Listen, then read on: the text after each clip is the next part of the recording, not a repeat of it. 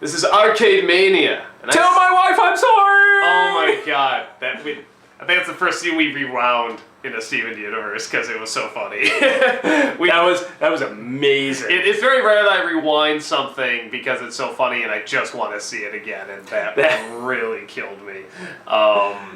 This is an episode where... You're horrible. I love any game that talks back to you and it's like, you suck. You're horrible. Well, Crazy Taxi kind of does that too. It's just like, you're a douchebag. Okay, don't say that, but... I love Crazy Taxi as a game. I hate the voices. But you have 10 crazy... You suck. Whoa, you suck. So they stop this monster, and these little spikes drill into the ground. I thought those things were very creative, the stars that turn into drills. And chase after the little ones. I'm like, oh my god! Kill its babies!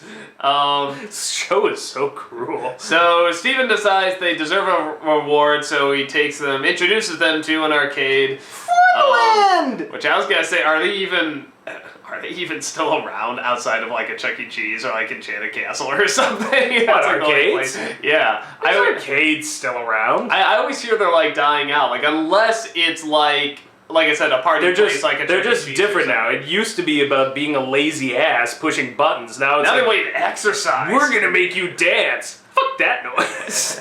Actually, the fight thing, I hate the dancing ones, but I do like anyone where you get to punch something. I really like those. Actually, I do really like the ones like what she destroyed. But so he introduces them, and they seem to like it fine, but then they're all terrible except for Garnet. Yeah, and she gets addicted to the game. No, you're supposed to crash into things. What? He should I like when the it. car explodes, it's just like, you're a winner.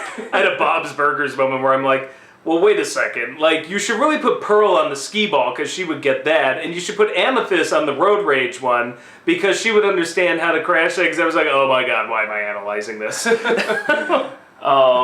But he got Garnet right, a little too right, because she gets too addicted to the game. They even take off the glasses and find she has a third eye that I guess she keeps closed. Whoa! And only the third eye was addicted to the game, which I thought was interesting. I don't know what that means. But I always have this theory that when you play video games, you engage some other part, because like you always kind of zone out. Yeah. So I kind of like driving or something. I think it's a metaphor for that. Like your third eye is playing. Like you're just like a zombie. Like it's like something else kicks in, something subconscious. Yeah, but the spikes come back, and he has to break her away from the game, and eventually he finally does that.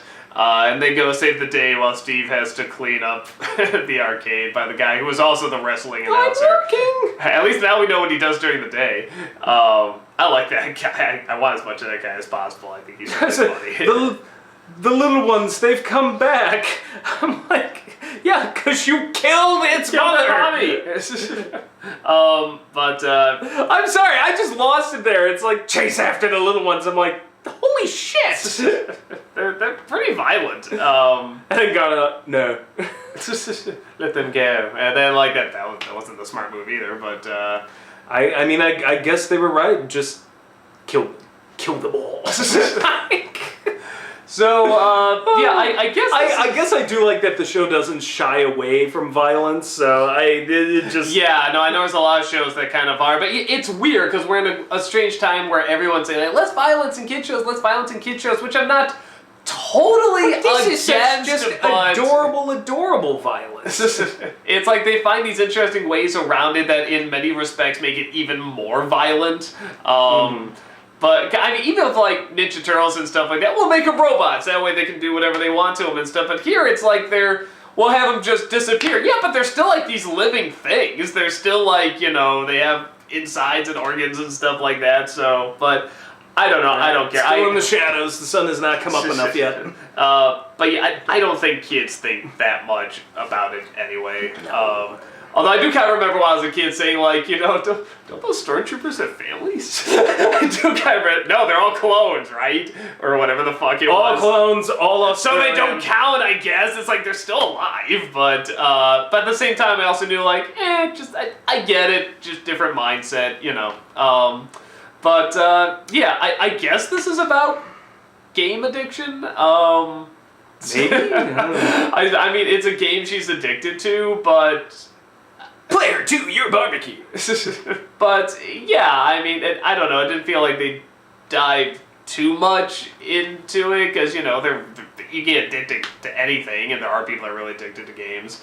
But I guess just on a very basic kid level, it's just good to show, like, not to get too addicted. Because you may need to fight the offspring of some parent monster you killed. Yes. Although I don't know if it's necessarily... In cold blood! Especially nowadays, I don't know if it's, like, arcade games that people are addicted to anymore. It's much more the home stuff. Because you can go online and there's so many worlds and stuff like that. Whatever, we're two old dudes talking as if we have a fucking clue. Right, hey, you play Skyrim. I don't know, what do you millennials play nowadays? Tell us, geezers. You still playing the Donkey Kongs? Your Pac-Mans and your Combat and your Atari 2600. But yeah, I mean, it was fine. Super Mario Brothers. The one thing artistically, like I said, it was just a little thing they didn't need to add, but I thought was kind of nice is when they're going through the arcade, the sun is coming up, and you see sort of like the sun slowly hit them, and it's like there's really no reason for that. You could have cut it, but it was just a nice little bit.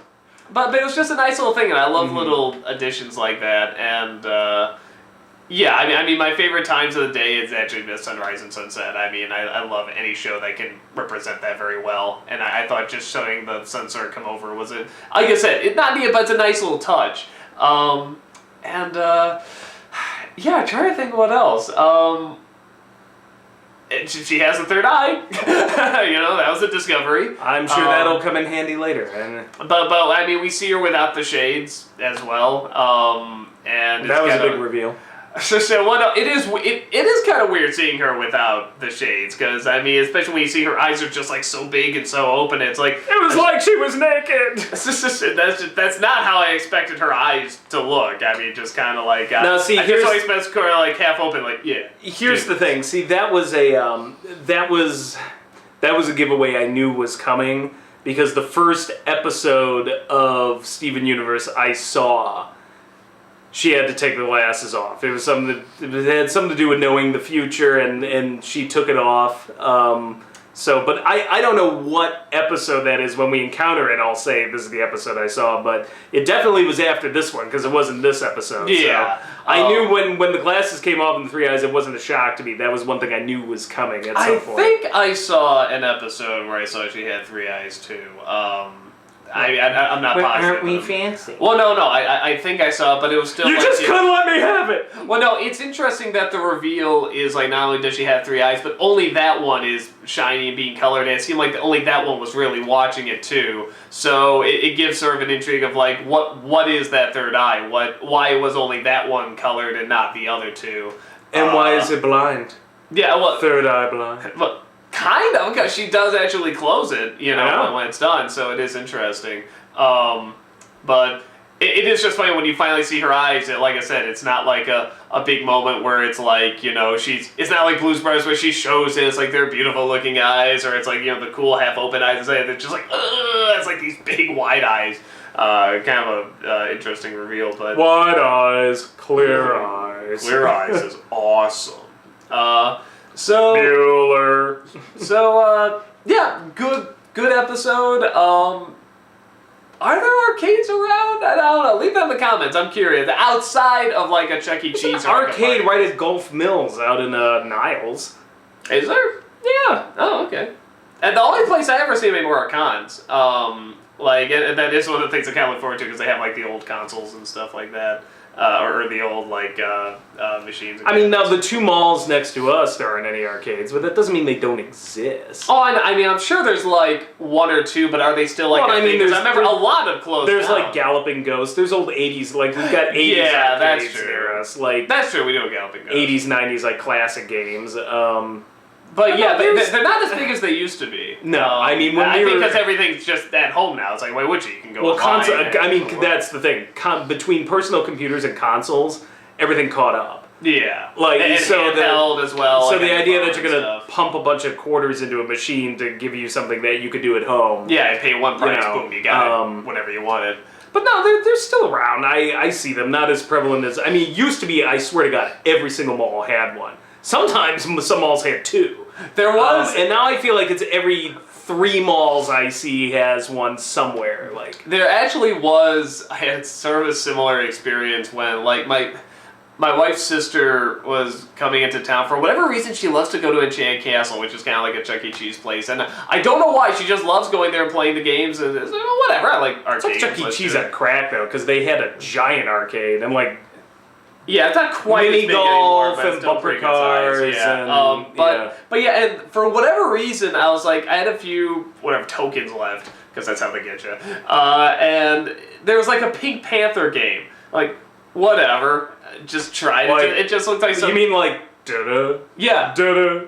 Yeah. Really? And there's a Pink Panther game, and all you do, you just go down this, like, you just got a few levels, and you just go through these little pits, and this laser's coming down. You just have to get through the pits before the laser comes down, and it was insanely fucking hard. And this is like for little kids. And I'm just playing this, and I lost the first time. Well, okay, I just need a little training. Let me try it again. It's one of those where like every quarter is a turn. I mean, it was total idiot, like, we just suck in idiots, and I was the idiot, because I just kept putting in these tokens. I was just like, God damn it, I will beat this fucking guy. I'll at least beat this first level. Maybe it is one level, I don't know, but I will fucking get far. And the more, like, whatever coins or jewels you got, the more tickets you got, which, you know, will get me that comb.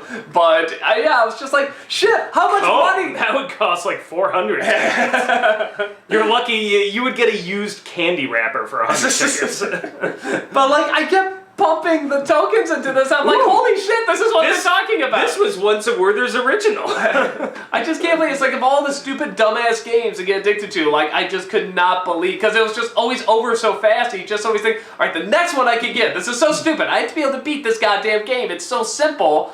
And it was just like, now I know what they're talking about. So, yeah, that was, Why didn't you just go to the last skee ball in the row and just keep pumping them in the 50... No, I wasn't doing it for the. It wasn't like for the tickets, man. Hole. No, it wasn't for the tickets. It was for the honor of beating this game I didn't even know existed, and nobody would care if I won except me. So I had to beat that Pink Panther game, and I did not. By the way, if anything, I think I got worse and worse the more I played it. This is a sad display. It's a hard thing to confess, but you know what? This episode convinced me that it's good to get it out there and not be ashamed. So No, I think you should be ashamed. I am ashamed. I'm very ashamed. Good. Don't play Pink Panther. You'll never come home. Stop Stop it! The flashbacks!